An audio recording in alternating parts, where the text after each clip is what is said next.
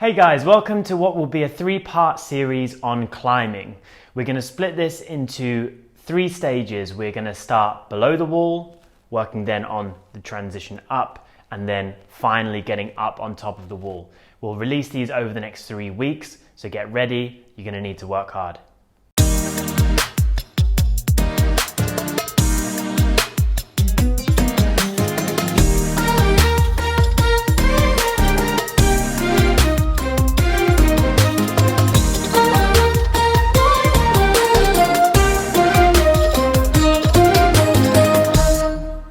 For this lesson, you need a little more than usual. You need a kitchen counter or a wall. You'll need 2 large water bottles and your dining room table. Please make sure you're allowed to use all these things. If you live in an apartment, maybe you can check out your parking area. Please go with an adult to make sure that you can do all these things. Or if you live in a villa, maybe you've got some walls around. Now over to Coach Reem with the warm-up.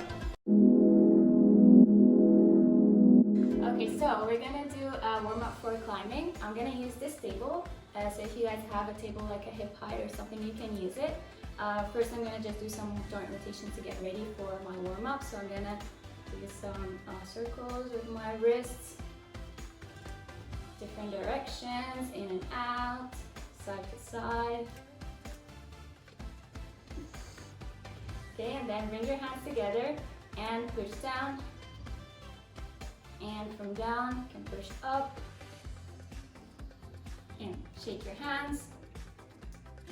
Now do some circles with your arms.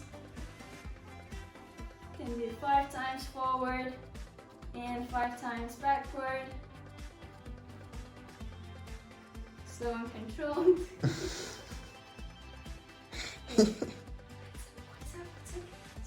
Okay, now swing them in and out.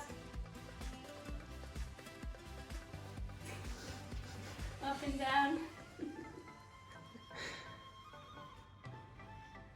Okay, now, it's okay, it's okay, it's okay. Okay, now we're gonna twist. So bring your fists together and you can twist.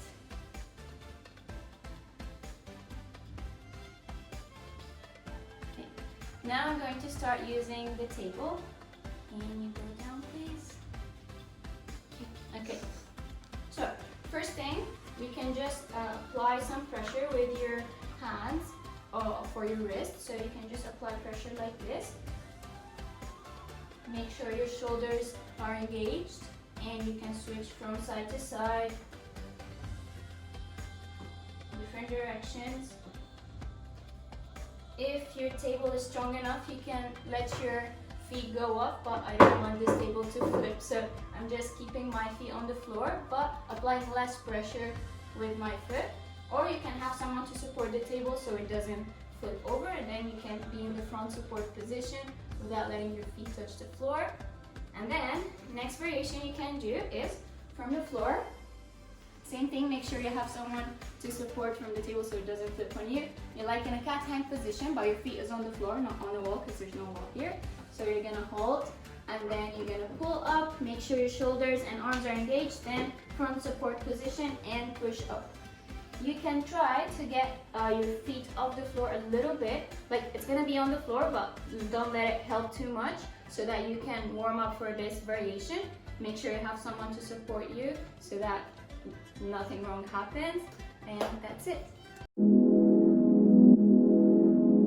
Okay, so rather than a specific warm-up today, we've devised a conditioning routine for you to do at home that's going to help towards your climbing. So even if you find some of the following techniques difficult, this is going to help you along that journey. Now this is going to stay the same over all 3 videos, so you can have the time to be consistent with this and build it into your routine. Even after these videos are over, this is a good set of exercises for you to be doing. So we're splitting up the exercises into 2 sets. We'll explain exactly how this works afterwards, but I want to run through the movements with you first. So the first movement is a dip. So this is going to be working on our arms and our triceps in particular. So we need the corner of your kitchen counters would be ideal. Place your hands below your shoulders and bend your arms as much as you can, as long as you can still lift back up. So don't go so far down that you can't get back up afterwards. The second exercise is a row. So we're going to do this laying underneath our table. Grab onto the edge with your hands and we're pulling, trying to get the middle of our chest to the edge of the table, okay? If you can't make it all the way, that's fine. You can also add a little bit of support with your feet to make the exercise a little bit easier. The next exercise is going to be for our core, because our core is so important for us in climbing. So we are going to be raising our legs up in front of us, laying on the floor. So we're trying to get the feet as high as you can and slowly bring them down, and repeat.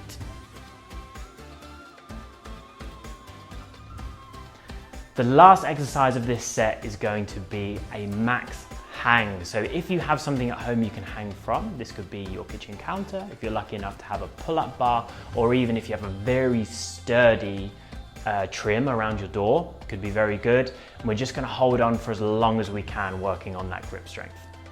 For our second set of exercises, we're going to need a water bottle. Now, don't go trying to get great big water bottle. For these exercises, even 2-litre water bottle could be too heavy. So try and pick one that best suits your strength. So the exercises we're going to need those for are front and side raises. So we hold the bottles with straight arms and we lift them straight out in front, back down, and then out to the side. This is a surprisingly difficult one, and it's all about stabilizing those shoulders. The next exercise we need the water bottle for is a bent over fly. Now it's called a fly because it looks like you're flapping your wings. So you bend your front half of your body over as close to 90 degrees as you can, hanging the water bottles down. We then try and pull the water bottles out to the side, really tensing your back and pulling your shoulder blades together. The final exercise we're going to do is a back raise. So we're working on our core muscles again, but this time on our back. So we're lying on our front and we're lifting our chest up off the floor. Now you can make this a little bit harder by lifting your arms up above your head, and you may also find that you need someone or something to pin your feet to the floor so you can really isolate the back muscles. So now we know our exercises, how do we put this all together? Now you need to scale this for you. Some people are going to be stronger and find this easier, and some people are going to find this more difficult. Now there are two ways we can do this. The first is the number of repetitions that we do. So for example, it's how many dips you do before you move on to the next exercise. Now, only you will know this, but try and aim for somewhere around 4 to 8 for most exercises. Now, the other way we can alter it is with the number of sets. Now, this is taking the groups of exercises that I've explained and repeating them after you've finished them all. I would suggest trying to do at least 3 to really get the benefit from this, but you can add more or less depending on how strong you're feeling. So before we start doing any type of climbing, we have to make sure we can hang. So you put your hands on top of the wall and keep your arms nice and straight. We do have to engage our shoulders to make sure that we're not just being completely loose. After this, try to walk 1 foot at a time up until your feet are in line with your hips. So now you should be making more of a cat hang position. What we have to be careful of here is we need to make sure our knees are out so that our bum can go in towards the wall, and keep our feet more or less together, almost like a Spider-Man position. If your feet are too low, your core, your tummy muscles are going to have to work really hard to keep your feet from sliding, so bring them up a little bit.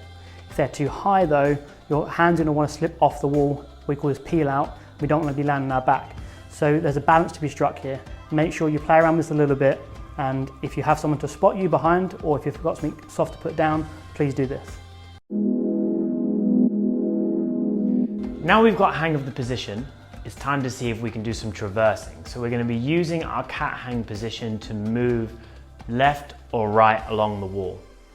So the things to make sure we can do here is we're really comfortable in this position. So we're going to need now to pull up with the arms a little bit to give us a little bit more space, and take small steps, hands, feet along the wall. Take these steps small to begin with and take your time. You might not get very far on the first go, but this will build up over time. Now, a good point to mention that just before you have a go, check the top of the wall that it's not too sharp or you're going to catch your fingers on anything. Make sure you've got a nice smooth surface to begin with, or at least until your hands toughen up a little bit. Finally, make sure you're practicing this in both directions so you're ready for anything. The final technique we're going to be going through in this video is going to be the heel hook. Now this is often really overlooked but super useful. So we can use it for a few different situations. One is to actually climb up, so we can use a heel hook climb up. One is to go horizontally, so across a wall. And then the other is just to give us a little bit of time to let our arms rest. So for the one to go up the wall, what we need to be doing is in this cat hang position, we need to maybe pull our arms a little bit, lean to one side just to allow one foot to be free, reach it up and make sure extending the toes to make this heel actually in more of a hook position. The next one is to go across, so we call it traversing. So we often use maybe the toe hook, but also the heel hook to get around the side of a wall, and this allows us to get a bit more range. If we try and reach our arm, it might not be long enough, so reaching our leg can be really, really helpful. And then the final one is just to give ourselves a bit of time to relax. So by latching one foot on, we can release one arm, give it a bit of a shake until the blood comes back to it and we can feel like we're ready to go again. Now for our common faults. So a few of these we've mentioned before, but let's make sure that we've got them nailed down. So when we're in our cat hang position, unless you're planning to do a traverse or a climb, make sure you're always starting from that straight arm position. This is going to give you the most endurance and grip on the wall. Next, we need to make sure our feet are in the right place. So as Coach Barry said earlier on, if they're too high, that's going to create leverage and pull your hands off the wall. If they're too low, you're really going to struggle to get the grip. So try and find that nice middle ground. Usually that's about in line with your hips. And finally, make sure you're doing some conditioning. Climbing is extremely physical, and although technique can help, it's not going to get us the whole way. Challenge section. Okay, the first challenge is going to be your maximum hang. So obviously put a timer or something, or get someone to time you, hang off the wall in a cat hang and see how long you can go for. The second one is going to be the maximum traverse. So this is moving sideways in a cat hang. The best thing to do is wherever you get to, make sure you put a mark on the wall and see if you can get further the next time. You can do this in either direction to see what one side is like, if it's better than the other. That's a weird way to say that. The final challenge is going to be the heel hook climb up. So this is what we talked about earlier, by getting your heel on top and trying to get the whole way up on top of the wall. Don't worry if it's a bit messy. The point is that you can actually get on top of a wall. So we hope you enjoyed today's video. Please stay tuned for the next one next week. And don't forget to keep up your conditioning work. Some of the techniques in these videos are going to be very hard and they're going to require a lot of persistence to be able to get there.